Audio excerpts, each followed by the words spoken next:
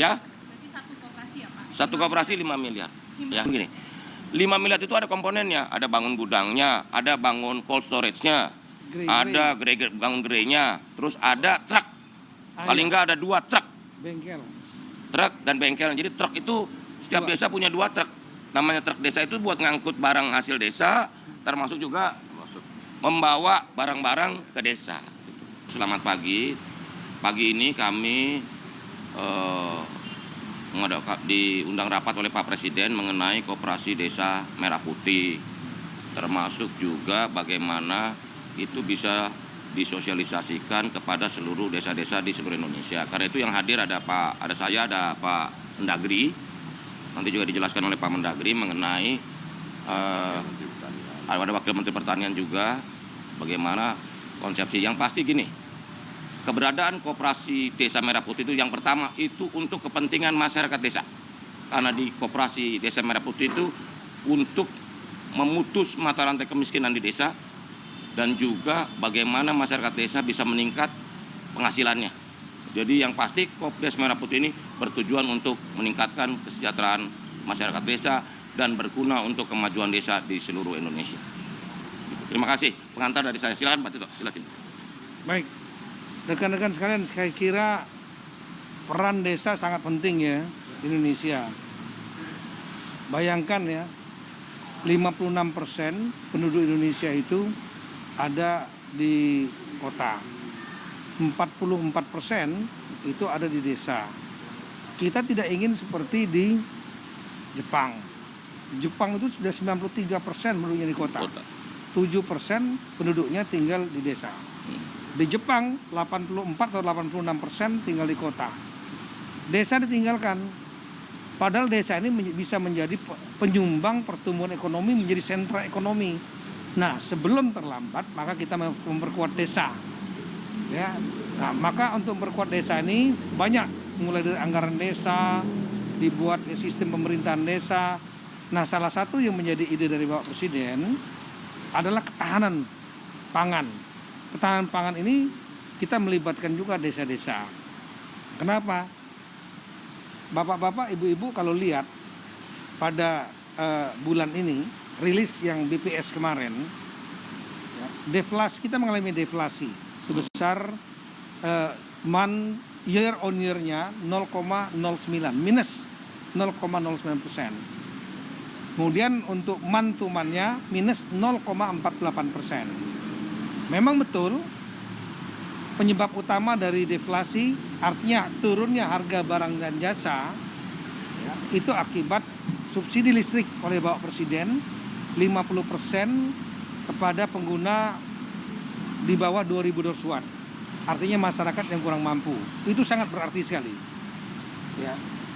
Januari, Februari. Makanya lihat angkanya, kita belum pernah 25 tahun ini kita mengalami angka sampai ke titik minus 0,09, belum pernah. Di sisi lain, kita menghadapi sekarang supply produksi yang luar biasa. Bahkan sampai Maret April diperkirakan produksi beras kita itu mencapai puncaknya. Nah, kalau angka 0,09 minus ya, itu menyenangkan konsumen. Konsumen senang, harganya murah. Coba lihat, cek beras harganya rata-rata turun. Telur, ayam, daging karena jagung pakannya itu diproduksi banyak juga, turun semua.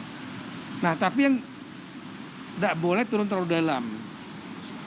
Kalau terlalu dalam turunnya inflasi, yang akan kesulitan adalah para produsen, para petani, nelayan, pabrik, pedagang, ya, itu akan kesulitan untuk nutup biaya produksi, mendapat keuntungan. Oleh karena itulah kita harus mampu untuk menyimpan stok. Kita menjadi off-taker.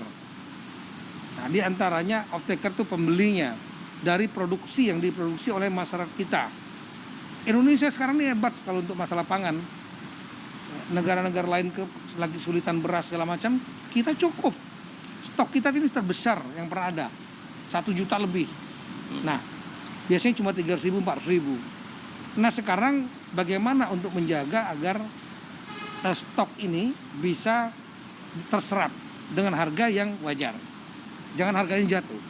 Nah, di antaranya adalah dengan membentuk koperasi di setiap desa. Koperasi merah putih. Desa. Apa tugasnya koperasi ini? Salah satunya di antaranya adalah mereka membeli, ada cold storage-nya untuk menyimpan, Ada gudang. ada gudang grey segala macam, ya. Apotek. Jadi one stop system ini, ya. One group system. One stop solution. Ya, ada kliniknya dan lain-lain, sehingga diharapkan, ya, di antaranya untuk masalah ketahanan pangan dapat diserap oleh koperasi desa ini, ya, sehingga tidak diambil terjual murah karena harga turun dengan harga yang sudah dipatok oleh pemerintah. Nah, koperasi ini perlu dibentuk semua desa, dan nanti kita akan sampaikan kepada desa, dan juga akan kita sampaikan ada dukungan dari pemerintah nantinya, di antaranya dari Bank Himbara, ya. Kalau saya nggak salah sekitar 5 miliaran dibutuhkan untuk kepentingan itu, cold storage, gudang dan lain-lain, manajemen dan lain-lain, 5 miliaran. Nah, baik, ini menguntungkan desa. Desa ada yang punya anggaran cuma 1 miliar setahun, ada yang 3 miliar. Saya tahu ada yang lebih dari itu, ada juga ada. Seperti di Bali ada yang 50 miliar dari pariwisata dan lain. Tapi ini secara umum nanti akan ada anggaran dari berupa pinjaman dari bank. Nah, nanti kan dengan koperasi itu bisa membayar nantinya, mencicil, akan menguntungkan.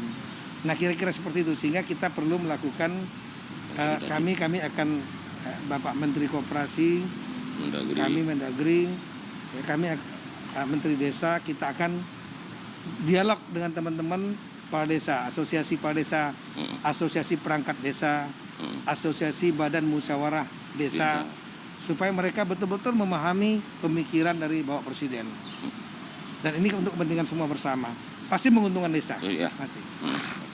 Jadi intinya gini, Pak Presiden tadi sampaikan Koperasi Desa Merah Putih ini untuk memutuskan rentenir, tengkulak, Ya, pinjaman online ya, yang menjerat dan menjadi sumber kemiskinan di desa-desa. ya. Dengan adanya Koperasi Desa Merah Putih yang salah satu unitnya ada unit simpan pinjam, masyarakat desa jauh lebih Yes. terbantu dari sisi pendanaan dan juga tidak terjerat lingkaran setan kemiskinan. Gitu. Karena utang berutang, tumpuk, gali lubang, tutup lubang, itu kan tradisi yang juga mau dipangkas. Karena itu kami sampaikan bahwa Koperasi Desa Merah Putih ini memang bertujuan untuk membawa kemajuan bagi desa dan meningkatkan kesejahteraan masyarakat desa. Gitu ya? Saya mau nambah satu. Jadi bayangan ya, seperti yang disampaikan beliau tadi. Di tengah. Yang disampaikan beliau tadi masalah pinjol, tengkulak, segala macam. Rentenir itu kan perorangan yang secara hukum akan sulit diminta pertanggungjawaban. Dan mereka terjebak di situ. Dan gak ada bargaining, gak ada kekuatan bargaining, posisi tawar para petani. Nah, koperasi ini hadir sebagai mewakili negara. Negara hadir untuk menyelamatkan mereka, memutus jangan sampai mereka tergantung kepada tadi pinjol, tengkulak, rentenir yang nggak bisa dipertanggungjawabkan secara hukum. Kalau dengan koperasi kan jelas transaksinya. Itulah kehadiran negara ini akan menyelamatkan mereka. Itu anggaran 5 miliar tadi maksudnya disalurkan oleh bank untuk pinjaman ke koperasi. Nanti skema keuangannya. Gini. Nanti skema keuangannya nanti berikutnya. Soal skema keuangan, desain gudang. Karena di Kopdes Merah Putih itu nanti ada 6 outlet tuh. 1 outlet gudang. 2 cold storage. 3 kantor koperasi. 4 apotek hidup, apotek desa. 5 klinik desa. 6 unit simpan pinjam. Begitu. Nanti skemanya masih dihitung kan. Setiap desa kan kondisinya beda-beda. Ya. Karena dari pemetaan ini sekarang ada desa pertanian, desa perikanan, dan DA kelurahan yang sudah agak kota, desa yang agak kota tuh. Maksudnya udah suasana udah kota tapi statusnya masih desa. Nah, 85% desa itu pertanian, sedangkan 15% itu agro maritim lah begitu. Gitu. Tapi Himbara bakal ngasih pinjaman ke koperasi, Pak? Jadi gini, inilah bentuk dari kepedulian negara untuk membantu. Ini kan financing, bukan dikasih loh, dipinjamkan, ya kan? Dengan skema-skema yang nanti kita diskusikan lebih lanjut dengan pihak-pihak perbankan. Anggarannya 5 miliar, Pak. Sampai saat ini dihitung dan mungkin sekitar segitu. Sekitar segitu. 5 miliar untuk semua koperasi, Satu koperasi. satu koperasi. Jadi kamu dari mana sih? Belum Teknas, Pak. Oke, pertanyaannya boleh juga. Nah, jadi begini, 5 miliar itu ada komponennya, ada bangun gudangnya, ada bangun cold storage-nya, ada bangun gerainya, terus ada truk. Paling nggak ada 2 truk. Bengkel. Truk dan bengkel. Jadi truk itu setiap desa punya 2 truk. Namanya truk desa itu buat ngangkut barang hasil desa, termasuk juga membawa barang-barang ke desa. Ya, Berarti satu koperasi ya, Pak? satu koperasi 5 miliar. Ya. Himbaranya siapa aja, Pak? Ya namanya himbara ya sebut aja. Kamu kan lebih tahu dari saya himbara itu siapa aja, ya? Oke, makasih ya udah ya.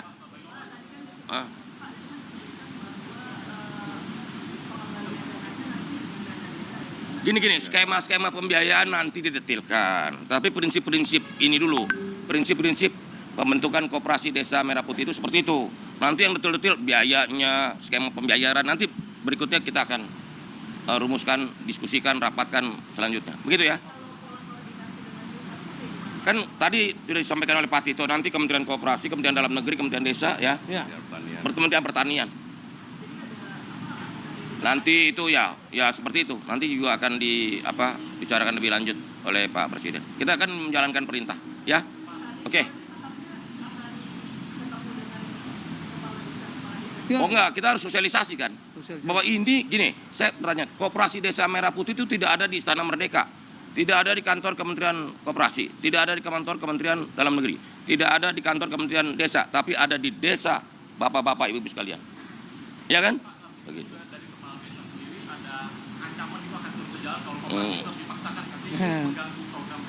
Gini, Pak Mendagri yang jawab nih. Ya. Udah dibahas tadi. Jadi memang nanti kita akan melakukan diskusi. Ya. Saya sangat sering dialog dengan teman-teman asosiasi kepala desa.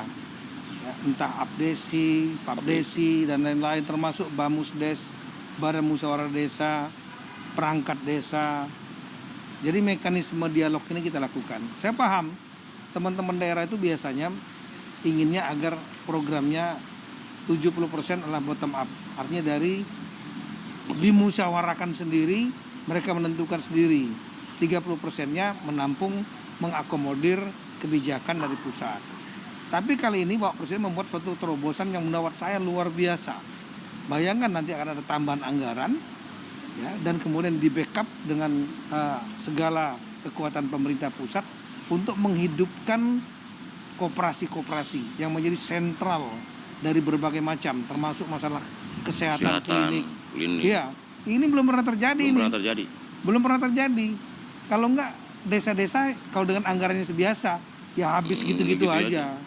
Nah, ini ada lompatan seperti ini, ide dari Presiden, dan sepertinya yang bisa menggerakkan hanya Pak Presiden, karena melibatkan himbara. Coba pinjam uang ke himbara, kalau nggak ada jaminan segitu aja, belum tentu dapat. Kemudian nanti akan dari Kementerian Pertanian mendukung pupuk bersubsidi, Kementerian Kesehatan, klinik-kliniknya, semua kan turun nih, nyerang. Bukan nyerang ya, meroyok desa, menyerbu untuk membantu meningkatkan. Negara hadir. Masa mau ditolak? Itu namanya mengkhianati rakyat. Iya. Ini hanya masalah komunikasi. Nah, oleh karena itulah nanti rencana minggu depan Bapak Menteri Koperasi kami akan hadir. Kita akan undang asosiasi, kita mau jelaskan. Iya. Jangan sampai miskomunikasi. Itu aja. Ya, udah. Nanti koperasi dapat bunga yang murah. Udah, kalau soal skema-skema itu nanti Dinda. Kamu ini terlalu penting kok konsep besarnya dulu, Dinda. Nanti bunganya berapa, skemanya gimana, itu nanti, Dinda. Kamu ini nggak sabaran kayaknya.